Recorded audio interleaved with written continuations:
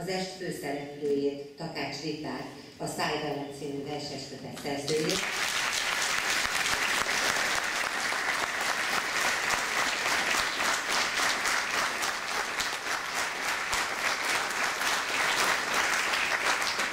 Karádi Istvánt, a versek megzenésítőjét.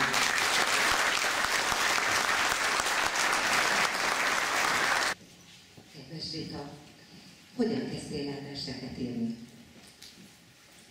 91-ben kerültem a jelenlegi munkahelyemre, ahol még kisebb létszámban, egy ilyen 14 fővel kezdtük el a munkát, és mivel ilyen kis családias légkör volt a jellemző arra a kis közösségre, ami rendszeresen megünnepeltük a névnapokat. Ebből az alkalomból az akkori vezetőm az mindig írt egy ilyen rövid kis szórakoztató verset az emberre jellemzőt, és egyszer azt mondta, hogy szeretnék, hogyha megpróbálnám én, hogy vegyem már tőle át ezt a stafétabotot. És akkor elkezdtem én írogatni ezeket a névnapi verseket, amelyek utána kibővültek, mert írtam nyugdíjas búcsúztatókat, illetve születésnapra is írtam verseket. Tulajdonképpen így kezdődött, tehát nem egy gyermekkori álmomról van szó, hogy én majd híres költő leszek, hanem az egyszerűen megjelent. És mikor már komolyabban kezdtél el a versekkel foglalkozni, ki tudott arról, hogy te ezt a műfajt műveled? Hát igazából ezek a versek, ezek a saját kettelésemre íródtak, tehát nem volt szándékomban az elején, hogy bárkinek is megmutassam, tehát ezt csak úgy magamnak írogattam. Aztán a szűkebb baráti köröm, a barátnő, barátnőim, a családom, tehát ők voltak az elsők között, akiknek elmondtam, vagy felolvastam a verseket, illetve a kezükbe került olyan embereknek is, akik már komolyabb véleményt mondtak róla, és akkor történt meg tulajdonképpen a verseknek a lektorálása, szöveggondozása. Most itt ülünk ebben a művelődési ház nagytermében, ami zsúfolásig megtelt. Milyen út vezetett idáig, Rita? Amikor megtörtént a verseknek a lektorálása, akkor felfigyeltem az egyik újságban, a Budapesti Akkordia kiadónak volt egy pályázata, ahová amatőr költők és írók pályázhattak, akik meg nem rendelkeztek önálló verses kötettel. És akkor én gondoltam egy merészet, és néhány versemet elküldtem erre a pályázatra. És eltelt egy év, mert ez 2011-ben történt, és 2012 őszén jött egy levél a kiadótól, amelyben az állt, hogy azért húzódott el ez a pályázati kiértékelés, mert több mint 528 pályázó, több ezer művét kellett véleményezniük, és nagy örömmel értesítettek róla, hogy az én verseim bekerültek az első 24 közé, és a publikálásra érdemes szerzők közé soroltak.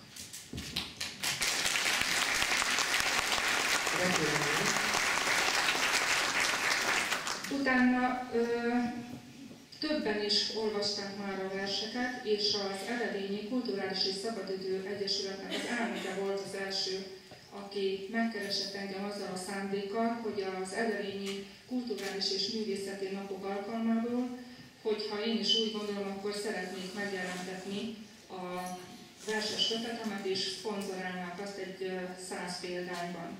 És hogy ezen az Eredényi Kulturális és Művészeti Napon ott a Szent János Gimnázium diákjai esetleg megtanulhatnák a verseimet egyet-kettőt, és ott előadhatnák, és ott bemutatnák tulajdonképpen magát a könyvemet. Hát ehhez csatlakozott egy jó szándékú, önzetlen támogató, és így az ő álmai megvalósítói, akiknek köszönhetem, hogy az első 100 példány erre a rendezvényre, ez alkalomból nyomtatásba került. És ott bizony szavalták a gimnazista lányok az én verseimet, azt elmondani nem tudom, hogy milyen gyönyörű érzés volt. Aztán nagy megtiszteltetés ért minket egy ugyancsak Edelényben élő költőtársammal együtt, Tóth Bélával, hogy a 84. ünnepi könyvhétnek a vendégei lehettünk. Tulajdonképpen ez volt az első olyan rendezvény, ahol igazából nyilvánosan is bemutathattuk magunkat és a verses köteteinket. Hát ezt követően több meghívásnak is nagyon örömmel tette a meleget, Nyomári falunapra, a Bartók Béla dalos találkozóra is nagy örömmel mentem el, illetve ugyancsak egy megtisztelő felkérés volt az edelényi császai búcsúra, felkértek, hogy írjak egy pohárköszöntőt, és ott azt személyesen adhattam elő. És most itt vagyunk, nagyon örülök, és nagyon boldog vagyok, hogy ennyien itt vagyunk. Nem biztos, hogy mindenki olvasta a verses kötetedet. Szeretném, hogyha elmondanád, hogy főként milyen témájú verseket írsz. Tulajdonképpen nincs témaválasztás. Én a mindennapokról írok, és elsősorban az érzéseimről. Mikor milyen hatások érnek, milyen érzések tombolnak éppen bennem, én ezeket öltöm vers formájában, és úgy gondolom, hogy ezek az érzések, ezek a történések, ezek minden ember életében előfordulhatnak, például szerelem, vagy születésnapra írtam nagyon kedves zenésztársamnak egy verset, illetve fohászkodtam már a földünkért is, és írtam a gyerekeknek is egy verset, azt akkor, amikor a kolléganőmnek megszületett az unokája, és így születtek meg tulajdonképpen a Fohász és az Apró Manó című versek. Karály István vagyok, szerencsém élek, egész mással foglalkozom, mint a zenélés. A zene egy olyan dolog az életemben, ami 6 éves koromtól végig kísért, zeneiskolától kezdve, és feltölt, szeretet, szerelem, hobbi, nevezhetjük bárminek, de nélküle azt hiszem, hogy nem tudnék megvenni. Ez az a tevékenység, ami minden nap erőt ad a következő naphoz. Hogyan kerültél kapcsolatba Rita verseivel? Ez egy érdekes történet volt. Kovács Marika, közös ismerősünk, küldte el a Rita versét. Én Ritát nem ismertem, és Rita nem is tudott erről, tehát ez titokban történt.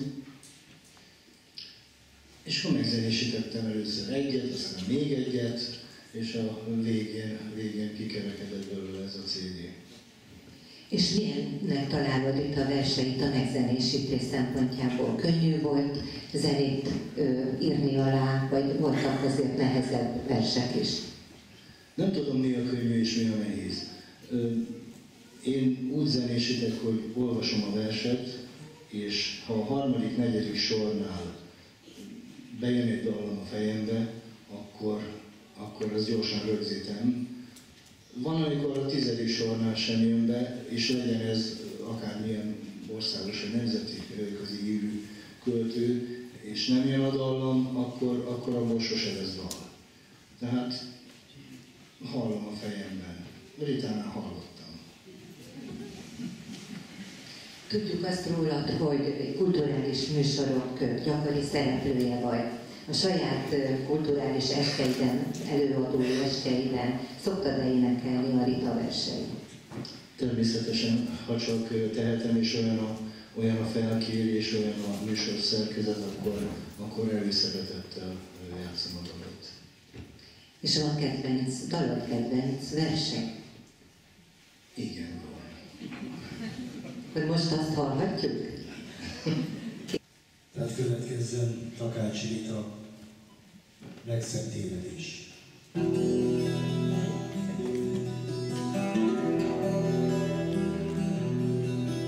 Minden este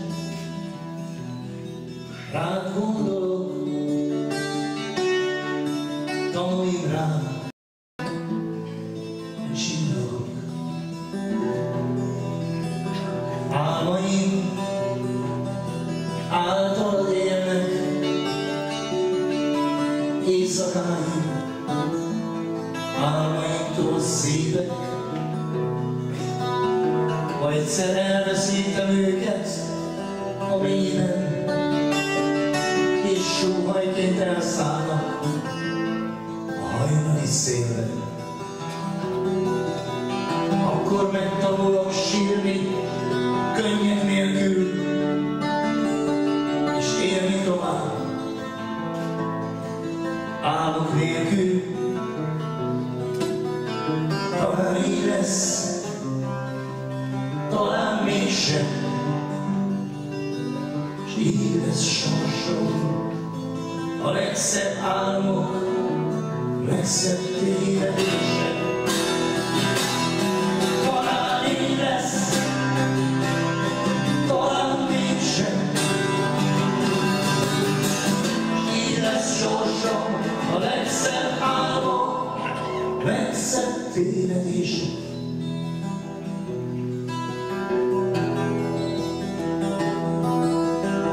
Mikor az éjszakában útra kér a vágy, megbújva a félhomályban, gondolsz majd rám. Eldagadott 10-szer, 100-szor, mint egy altatót. Jöjj vissza hozzám, kedves álmodozó. Talán így lesz, talán mégsem, s így lesz sorsom a legszebb álmok, legszebb tévedések. Mert talán így lesz, talán mégsem, s így lesz sorsom a legszebb álmok, legszebb tévedések. Nagy Attila előadásában hallhatjuk a Legkedvesebb emlék című verset.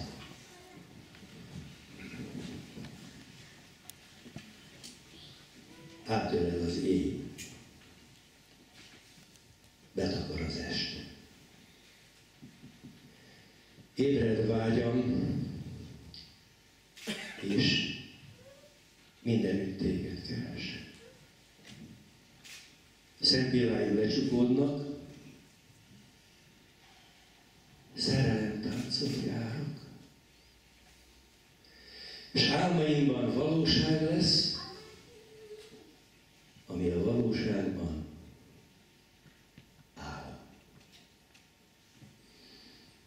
Bárcsak egyszer veled lehetnék,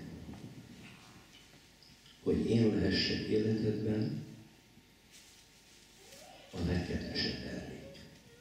Ferenc István, elképzelt világ.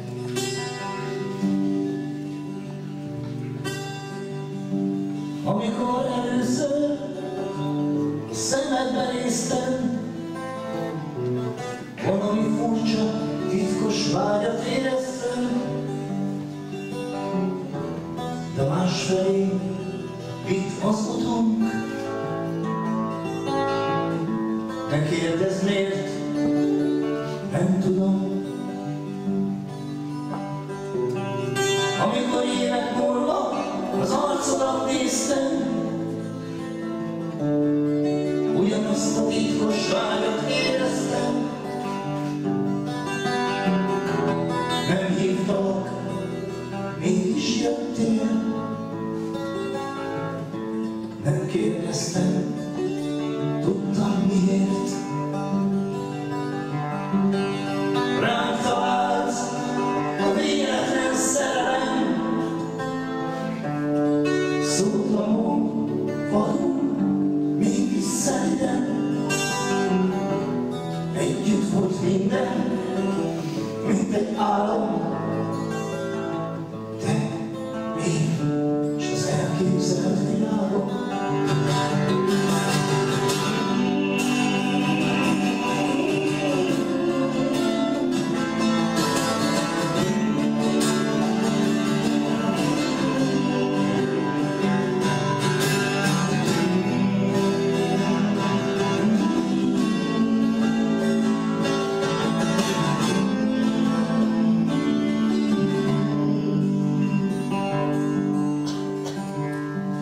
Tudjuk, mit adhatok, s te mit adhatsz nekem.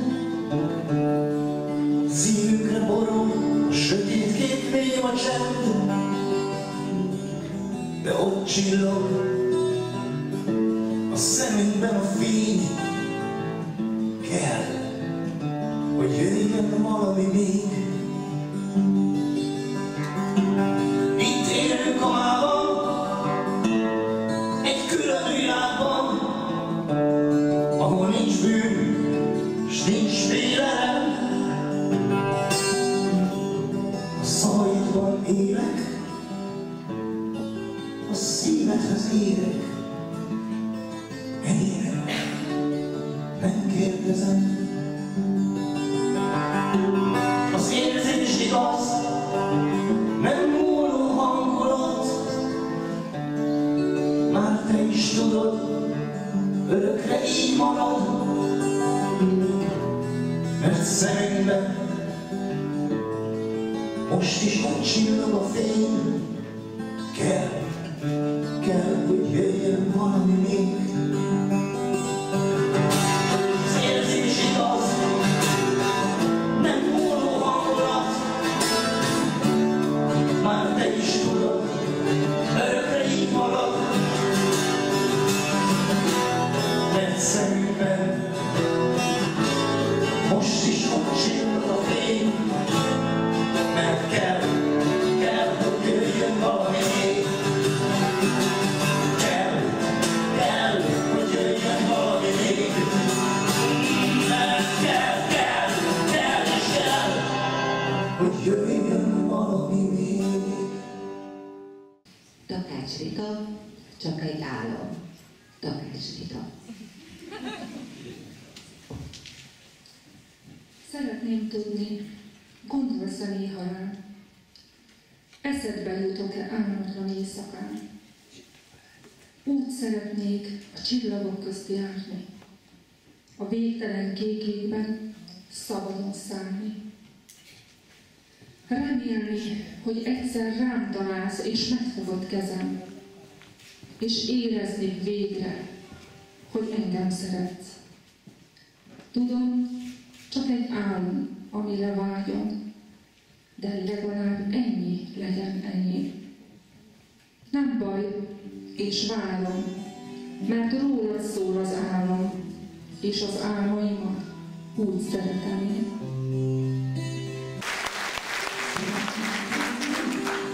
Mondom szeré halál, eszedbe jutok el, álmokra éjszakán. Úgy szeretnék a csillagok közt járni, a végtelen kék égben szabadon szállni.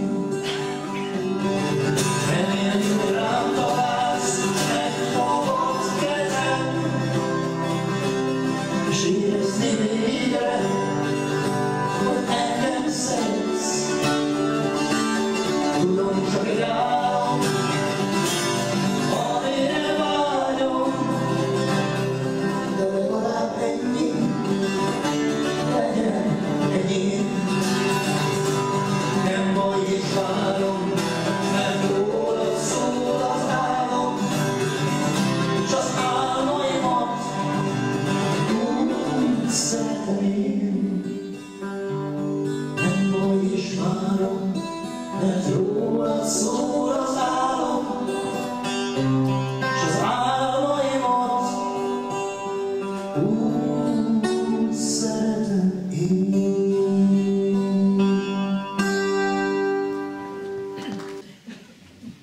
Az úton című vers.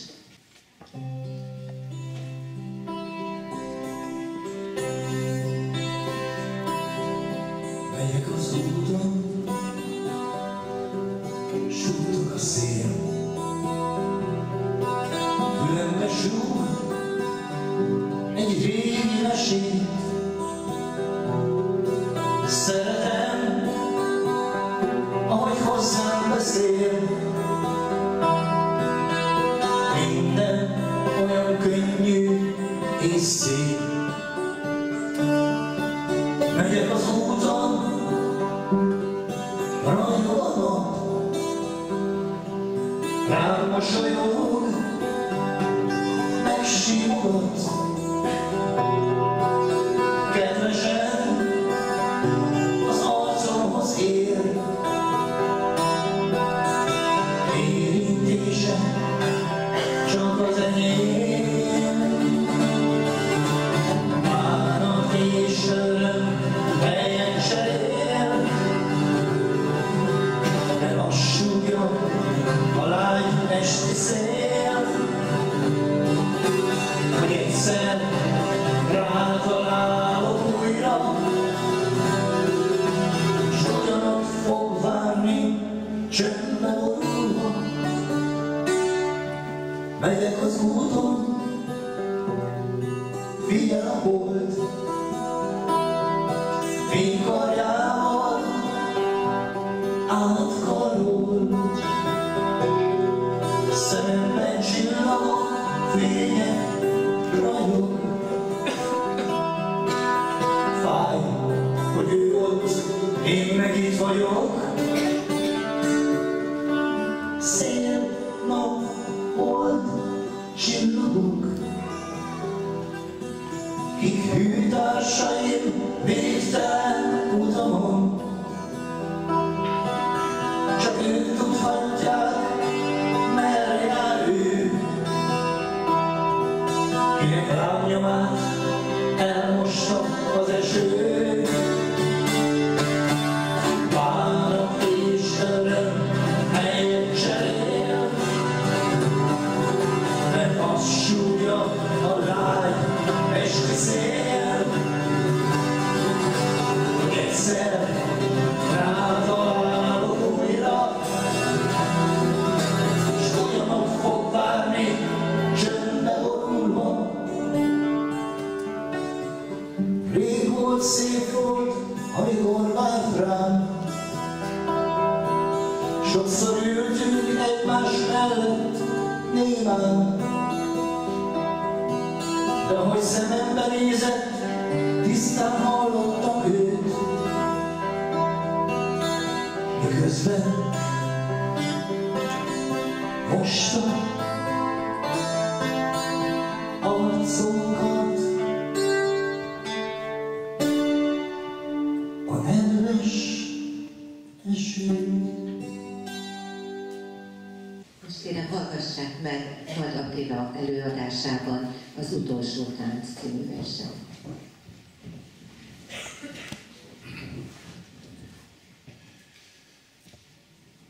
Ha egyszer meghalok, leszek a csillagok. Este, amikor fölnézel rám, fénykarokkal ölellek át. Összefonódik majd álmunk,